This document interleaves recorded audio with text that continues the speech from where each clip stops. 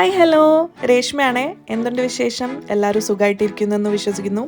ഈ വീഡിയോയിൽ ഓശാന തൊട്ട് ഈസ്റ്റർ വരെയുള്ള എൻ്റെ ചെറിയ ചെറിയ വിശേഷങ്ങളാട്ടോ ഞാൻ ഷെയർ ചെയ്യാൻ വിചാരിച്ചിരിക്കണേ.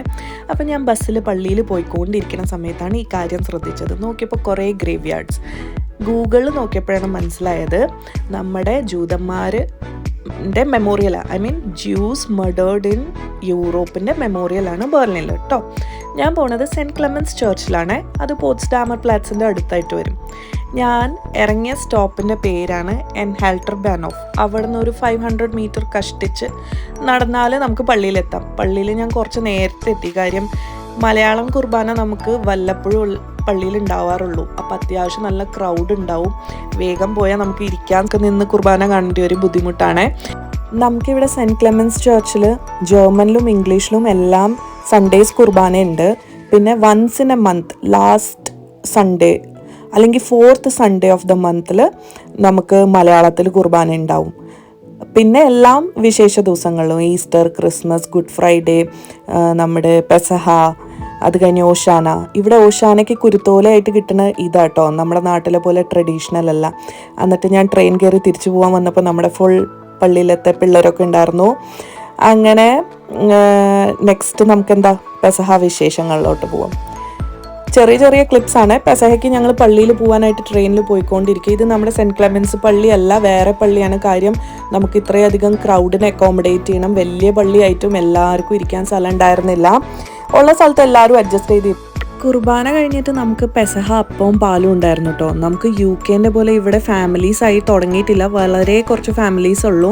അധികം സ്റ്റുഡൻസ് ആണ്. സ്റ്റുഡൻസിന് എല്ലാവർക്കും വർക്കും കഴിഞ്ഞിട്ട് ഇതൊക്കെ ഉണ്ടാക്കി കൊണ്ടുവരാൻ പറ്റില്ലല്ലോ. അതുകൊണ്ട് ഷോർട്ടേജ് ഉണ്ടായിരുന്നു. പക്ഷെ എല്ലാവരും അഡ്ജസ്റ്റ് ചെയ്ത് അത് കഴിച്ചു. അത് കഴിഞ്ഞ് ഞങ്ങൾ ഉടനെ ഓടി കടയിലോട്ട്. കാര്യം നമുക്ക് ഗുഡ് ഫ്രൈഡേ, സാറ്റർഡേ, പിന്നെ സൺഡേ 3 ദിവസം പബ്ലിക് ഹോളിഡേ ആയിരുന്നു. ഒരു കടകളും തുറക്കൂല. വേഗം തന്നെ നമുക്ക് ഈസ്റ്ററിന് ആവശ്യമുള്ള സാധനങ്ങൾ വാങ്ങിക്കണമായിരുന്നു.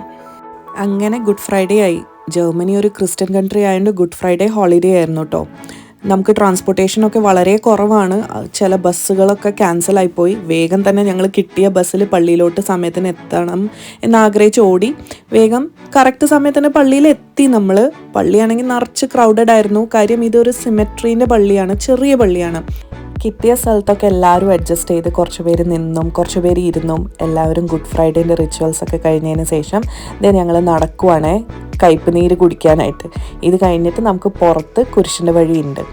അങ്ങനെ കയ്പ് നീരൊക്കെ കുടിച്ച് ഞങ്ങൾ സെമിത്തേരിയിലോട്ട് നടന്നു. നമ്മുടെ കുരിശിൻ്റെ വഴി നടക്കുന്നത് എവിടെയാണെന്നറിയോ? സെമിത്തേരിയിൽ. അതെ, നാട്ടിലുള്ളവർക്ക് കൗതുകമായിട്ട് തോന്നുന്നുണ്ടാവും അല്ലേ, സെമിത്തേരിയിൽ എങ്ങനെയാണ് കുരിശിൻ്റെ വഴി നടത്തണേ. നേരത്തെ പറഞ്ഞ പോലെ ജർമ്മനി ഒരു ക്രിസ്ത്യൻ കൺട്രി ആണെങ്കിലും നമ്മുടെ മതമോ പൊളിറ്റിക്കൽ ചിന്താഗതിയോ ഇവിടെ ഓവറായിട്ട് എക്സിബിറ്റ് ചെയ്യാൻ പറ്റില്ല. നമ്മുടെ ക്ലോസ്ഡ് സ്പേസിൽ നമുക്ക് എന്ത് വേണമെങ്കിലും ചെയ്യാം. അതുകൊണ്ട് ഞാൻ പറയാൻ ഉദ്ദേശിച്ചതെന്ന് പറഞ്ഞാൽ ക്രിസ്ത്യൻസിന് പോലും ക്രിസ്ത്യൻ കൺട്രി ആയിട്ട് ഇവിടെ ഒരു സ്പെഷ്യൽ പരിഗണനയില്ല.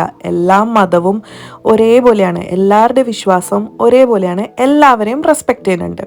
പിന്നെ ഒരു കാര്യം അറിയോ, ഹിറ്റ്ലറിൻ്റെ നാട്ടിൽ നമുക്ക് ഹിറ്റ്ലറിൻ്റെ പേര് പോലും പറയാൻ പറ്റില്ല. ഹിറ്റ്ലറിനോ നാസിനോ നമ്മൾ പറഞ്ഞാൽ ഒട്ടനെ സ്പോട്ടിൽ പോലീസ് എത്തും. അങ്ങനെ 2-3 ദിവസത്തെ ഓട്ടപ്പാച്ചിലും കഴിഞ്ഞ് നമ്മൾ കാത്തിരുന്ന ദിവസം എത്തി, ഈസ്റ്റർ. ഞങ്ങൾ പള്ളിയിൽ പോയിക്കൊണ്ടിരിക്കുവാണ്. നമുക്ക് ഈസ്റ്ററിന് 2 കുർബാന ഉണ്ടായിരുന്നു. ഒന്ന് സാറ്റർഡേ, ഒന്ന് സൺഡേ. കാര്യം നമ്മൾ സെൻറ്റ് ക്ലെമൻസ് പള്ളിയിൽ തന്നെയായിരുന്നു കുർബാന. അപ്പോൾ എല്ലാവരെയും അക്കോമഡേറ്റ് ചെയ്യാൻ ബുദ്ധിമുട്ടുള്ളതുകൊണ്ട് 2 കുർബാനയായിട്ട് വെച്ചു. ഞങ്ങൾ സാറ്റർഡേ പോകാമെന്ന് വിചാരിച്ചു. സൺഡേ നമുക്ക് ചെറിയ ഗെറ്റ് ടുഗെദർ ഉണ്ടായിരുന്നു ഫ്രണ്ട്സിൻ്റെ കൂടെ. സാറ്റർഡേ നമ്മൾ പള്ളിയിൽ പോയി വന്നാൽ സൺഡേ ഫ്രീ ആണല്ലോ. നമുക്കപ്പോൾ കുക്കിങ്ങും പരിപാടികളും ഉണ്ടായിരുന്നു. അല്ലെങ്കിൽ സൺഡേ പള്ളിയിൽ പോയി വന്ന് പിന്നെ കുക്കിങ്ങൊക്കെ ചെയ്യുമ്പോൾ ഒരുപാട് ലേറ്റ് ആവും. എനിവേ നമ്മുടെ അടുത്ത് 2 ഓപ്ഷൻസ് ഉണ്ടായിരുന്നു. നമ്മൾ സാറ്റർഡേ തന്നെ പോകാൻ തീരുമാനിച്ചു. അന്നത്തെ ദിവസം ചെറിയ മഴ ദിവസവും ആയിരുന്നു, തണുപ്പും ഉണ്ടായിരുന്നു. അങ്ങനെ ഞങ്ങൾ ഫൈനലി പള്ളിയിലെത്തി. ക്രൗഡ് അത്യാവശ്യം കുഴപ്പമുണ്ടായിരുന്നില്ല. ബിക്കോസ് 2 കുർബാന ആയതുകൊണ്ട് സ്പ്ലിറ്റായി പോയിട്ടുണ്ടായിരുന്നു. അത്യാവശ്യം എല്ലാവർക്കും സമാധാനമായിട്ട് കുർബാന കൂടാനുള്ള സ്പേസ് കിട്ടി. ഇതെല്ലാം കഴിഞ്ഞിട്ട് നമുക്കൊരു സ്പെഷ്യൽ കാര്യമുണ്ട്, ഈസ്റ്റർ എഗ്. ഞാൻ നോർത്ത് ഇന്ത്യയിൽ വളർന്ന ഒരാളായതുകൊണ്ട് അവിടങ്ങളിൽ പള്ളികളിൽ ഞാനിങ്ങനെ എഗ്സ് കൊടുക്കണം കണ്ടിട്ടില്ല. അപ്പോൾ ഈസ്റ്റർ എഗ് ആക്ച്വലി സിഗ്നിഫൈ ചെയ്യുന്നത് ഒരു ന്യൂ ലൈഫിനെയാണ് കേട്ടോ. ജീസസ് മരിച്ചവരിൽ നിന്ന് ഉയർത്തെണീറ്റപ്പെട്ടു എന്നാണ് നമ്മുടെ വിശ്വാസം. അതുകൊണ്ട് ഒരു ന്യൂ ലൈഫിൻ്റെ ബിഗിനിങ് ആണ്. അപ്പോൾ ഫോട്ടോസൊക്കെ എടുത്ത് നമ്മൾ നെക്സ്റ്റ് ഡേയിലോട്ട് കടന്നു. എൻ്റെ ടാസ്ക് ആയിരുന്നു ബീഫ് സ്റ്റൂ പിന്നെ ചിക്കൻ ഫ്രൈ. ബാക്കി ഐറ്റംസൊക്കെ വേറെ ഫ്രണ്ട്സ് ഉണ്ടാക്കി കൊണ്ടുവരും. അപ്പോൾ ഞാൻ ഷോർട്ടായിട്ട് റെസിപ്പി പറയാം. ഞാൻ ഭയങ്കര എക്സലൻറ്റ് കുക്കൊന്നും അല്ല കേട്ടോ. ഇത് മമ്മി ഉണ്ടാക്കണത് അവിടെ ഇവിടെ നിന്നും കണ്ടു പഠിച്ചിട്ട് പിന്നെ എൻ്റെ ഐഡിയയും വെച്ചിട്ട് ഉണ്ടാക്കിയ ഒരു റെസിപ്പിയാണ്. അപ്പോൾ ആദ്യം നമുക്ക് നെയ്യും എണ്ണയും ഒഴിച്ചിട്ട് അതിൽ കുറച്ച് ഗ്രാമ്പും പട്ടയും ഇട്ടിട്ട് ഉള്ളി വെളുത്തുള്ളി ഇഞ്ചി പച്ചമുളക് ഇട്ട് ജസ്റ്റ് ഒന്ന് വാട്ടിയെടുക്കണം. ഒരുപാട് വാടണ്ട കേട്ടോ.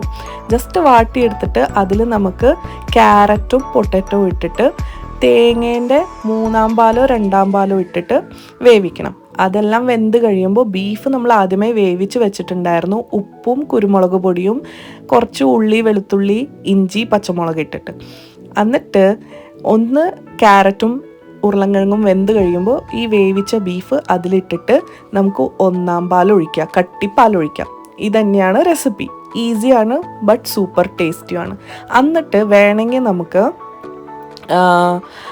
ഡ്രൈ ഫ്രൂട്ട്സ് വറുത്തിടാം. ഐ മീൻ കാഷ്യൂവും റേസിൻസും. ഇനി ചില സൈഡിൽ ഉള്ളി നല്ലപോലെ നമ്മൾ ഉള്ളി വറുത്തിട്ടും ഇടാറുണ്ട്. അപ്പം നമ്മുടെ ഇഷ്ടം. വേണമെങ്കിൽ ഇത് 3ഉം ഇടാം, ടേസ്റ്റ് എൻഹാൻസ് ആവുള്ളൂ. ഇതിൻ്റെ കോമ്പിനേഷൻ എന്ന് പറഞ്ഞാൽ ബ്രെഡും സ്റ്റൂവും ആയിരുന്നേ. എൻ്റെ വീട്ടിൽ മമ്മി ഉണ്ടാക്കുന്നത് അപ്പവും കുറുമ പോലെ. അപ്പോൾ അത് കുറച്ച് ഡിഫറെൻ്റ് ആണ്. അത് കഴിഞ്ഞ് ഉച്ചയായപ്പോൾ ഫ്രണ്ട്സൊക്കെ എത്തി. അവർ ഐറ്റംസ് വീട്ടിൽ നിന്ന് കൊണ്ടുവന്നിട്ടുണ്ടായിരുന്നു. ഞാനിവിടെ പ്രിപ്പയർ ചെയ്ത ഐറ്റംസ് ഉണ്ടായിരുന്നു. എല്ലാം കൂടി കഴിഞ്ഞ് നമ്മൾ ഫുഡ് കഴിക്കാം എന്നുള്ള പരിപാടിയിലെത്തി. അപ്പോൾ ഞങ്ങളുടെ ഐറ്റംസ് എന്ന് പറഞ്ഞാൽ വേനാട് പാൽക്കൊഞ്ച്, ചിക്കൻ ഫ്രൈ, ബീഫ് വിന്താലു, പോർക്ക് റോസ്റ്റ്, പിന്നെ വൈൻ. അത് കഴിഞ്ഞ് ചിക്കൻ 65. ഇതൊക്കെയായിരുന്നു ഞങ്ങളുടെ ഐറ്റംസ്. അപ്പോൾ അവർ വന്നപ്പോൾ ഞാൻ ചിക്കൻ വറുത്തുകൊണ്ടിരിക്കുക. കാര്യം ചൂട് ആയിട്ട് വറുത്ത് അപ്പോൾ തന്നെ കഴിക്കണതല്ലേ നല്ലത്. നമ്മൾ വറുത്ത് വെക്കുമ്പോൾ കുറച്ച് ഹാർഡാവില്ലേ. അപ്പോൾ ആ പരിപാടി നടന്നുകൊണ്ടിരിക്കുകയായിരുന്നു. ഞങ്ങളിവിടെ ബ്രെഡും സ്റ്റൂവും ഒക്കെ അവർ കഴിച്ചു. അവർ ലേറ്റായിട്ടാണ് വന്ന്. ആദ്യം അവരത് കഴിച്ചു. പിന്നെ നമുക്ക് അത്ര വിശപ്പുണ്ടായിരുന്നില്ല. അതുകൊണ്ട് പതുക്കെ ചിക്കൻ പരിപാടി നടന്നുകൊണ്ടിരിക്കുകയായിരുന്നു.